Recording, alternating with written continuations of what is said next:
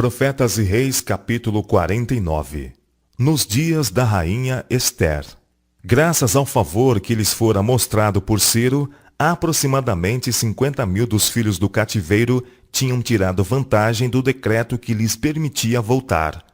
Esses, entretanto, em comparação com as centenas de milhares espalhadas através das províncias da Medo-Pérsia, eram apenas um simples remanescente.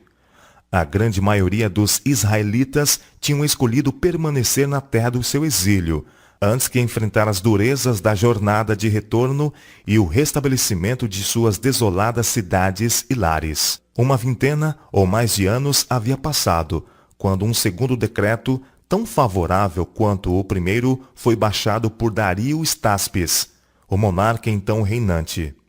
Assim proveu Deus em misericórdia outra oportunidade para os judeus na Medo-Pérsia, a fim de que voltassem à terra de seus ancestrais.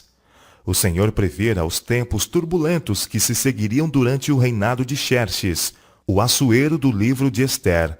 E ele não somente operou uma mudança de sentimentos no coração dos homens em autoridade, mas inspirou também Zacarias a que se empenhasse com os exilados para que voltassem.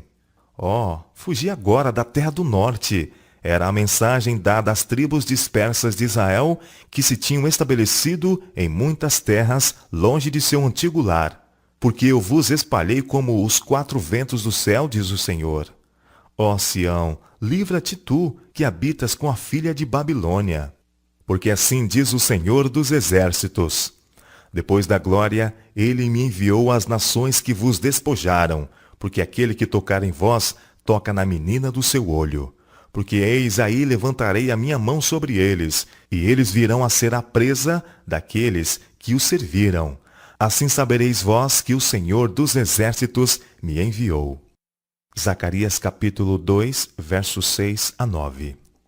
Era ainda o propósito do Senhor, como tinha sido desde o início, que seu povo fosse um louvor na terra, para a glória do seu nome.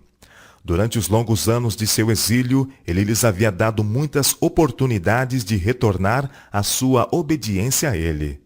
Alguns tinham escolhido ouvir e aprender. Outros tinham encontrado salvação em meio de aflições. Muitos desses deviam ser contados entre o remanescente que retornaria. Eles foram assemelhados pela inspiração ao topo do cedro que devia ser plantado sobre um monte alto e sublime, no monte alto de Israel. Ezequiel capítulo 17, versos 22 e 23. Eram estes aqueles cujo espírito Deus despertou, que tinha retornado sobre o decreto de Ciro. Mas Deus não cessou de apelar aos que voluntariamente permaneceram na terra do exílio, e através de múltiplas instrumentalidades, ele tornou-lhes possível o retorno. O grande número, entretanto, dos que deixaram de responder ao decreto de Ciro, permaneceu insuscetível a posteriores influências. E mesmo quando Zacarias os advertiu a que fugissem de Babilônia, sem mais delongas, eles não deram ouvidos ao convite. Entre mentes, as condições no reinado da Medo-Pérsia estavam rapidamente mudando. Dario Staspes, sob cujo reinado os judeus tinham recebido mostras de evidente favor, foi sucedido por Xerxes, o Grande. Foi durante o seu reinado que aqueles judeus que haviam deixado de atender à mensagem para fugir foram chamados a enfrentar terrível crise. Tendo recusado tomar vantagem do caminho de escape que Deus havia provido, foram agora postos face a face com a morte. Por intermédio de Amã, o Agagita, um homem inescrupuloso, colocado em elevada autoridade na Medo-Pérsia, Satanás operou neste tempo para contrapor-se aos propósitos de Deus. Amã acalentava amargo ódio a Mardoqueu. Mardoqueu não havia feito a Amã nenhum mal, mas simplesmente havia recusado mostrar-lhe reverência que traduzia culto. Desdenhando pôr as mãos só em Mardoqueu, Amã conspirou no sentido de destruir todos os judeus que havia em todo o reino de Assuero, ao povo de Mardoqueu. Ester, capítulo 3, verso 6. Mal orientado por falsas acusações de Amã, Xerxes foi induzido a baixar um decreto determinando o massacre de todo o povo judeu, espalhado e dividido entre os povos em todas as províncias do reino da Medo-Pérsia. Foi apontado um certo dia no qual os judeus deviam ser destruídos e suas propriedades confiscadas. Mal imaginava o rei os vastos resultados que teriam acompanhado a completa execução deste decreto. O próprio Satanás, o instigador oculto deste plano, estava procurando aliviar a terra dos que preservavam o conhecimento do verdadeiro Deus. E em todas as províncias, aonde a palavra do rei e a sua lei chegavam, havia entre os judeus grande luto, com jejum e choro, e lamentação, e muitos estavam deitados em saco e cinza. Ester capítulo 4, verso 3. O decreto dos medos e persas não podia ser revogado. Aparentemente não havia esperança. Todos os israelitas estavam condenados à destruição. Mas a trama do inimigo foi derrotada por um poder que reina entre os filhos dos homens. Na providência de Deus, Ester, judia, que temia ao Altíssimo, tinha sido escolhida como rainha do reino da Medo-Pérsia. Mardoqueu era seu parente chegado. Na sua situação extrema, eles decidiram apelar a Xerxes em favor do seu povo. Ester devia aventurar-se a ir à sua presença como intercessora. Quem sabe, dizia Mardoqueu, se para tal tempo como este chegaste a este reino. Ester capítulo 4, verso 14. A crise que Ester enfrentava demandava ação fervorosa e imediata. Mas tanto ela como Mardoqueu sentiam que, a menos que Deus operasse poderosamente em seu favor, seus próprios esforços seriam vãos. Assim Ester tomou tempo para a comunhão com Deus, a fonte de sua força. Vai, mandou ela dizer a Mardoqueu, ajunta todos os judeus que se acharem em Susã e jejuai por mim, e não comais nem bebais por 3 dias, nem de dia nem de noite. E eu e as minhas moças também assim jejuaremos. E assim irei ter com o rei, ainda que não é segundo a lei, e perecendo, pereço. Ester capítulo 4, verso 16. Os acontecimentos que se seguiram em rápida sucessão, a apresentação de Ester perante o rei, o assinalado favor a ela mostrado, os banquetes do rei e da rainha com Amã como o único comensal, o sono perturbado do rei, a pública honra mostrada a Mardoqueu e a humilhação e queda de Amã após a descoberta da sua ímpia trama, tudo pertence a uma história familiar.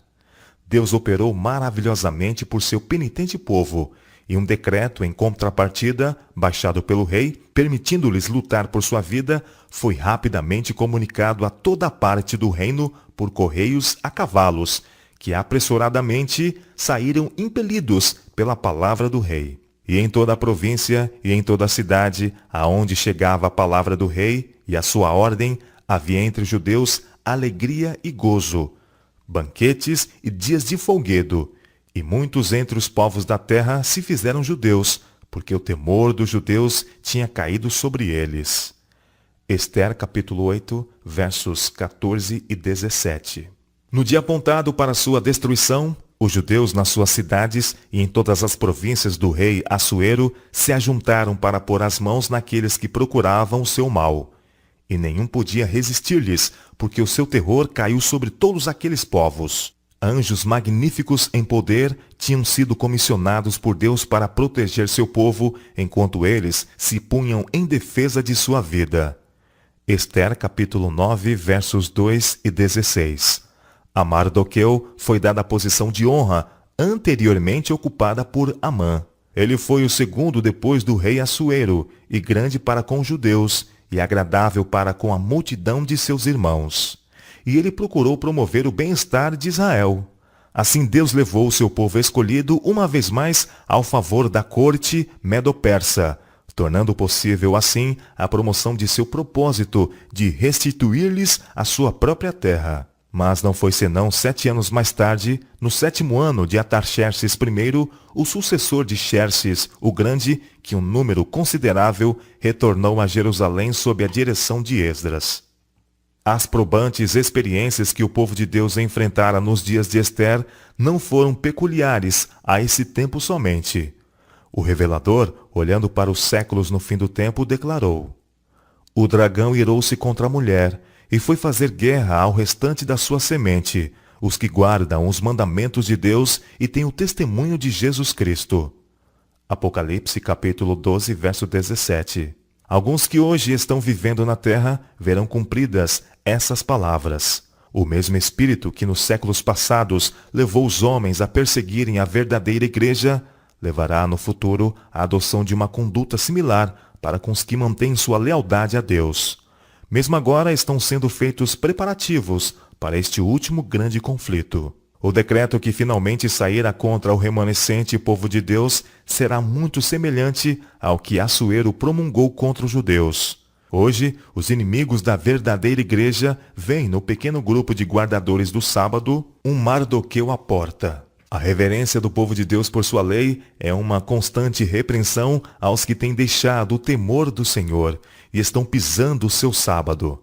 Satanás suscitará indignação contra a minoria que recusa aceitar costumes populares e tradições. Homens de posição e reputação unir-se-ão com os marginais e os vis para tomar conselho contra o povo de Deus.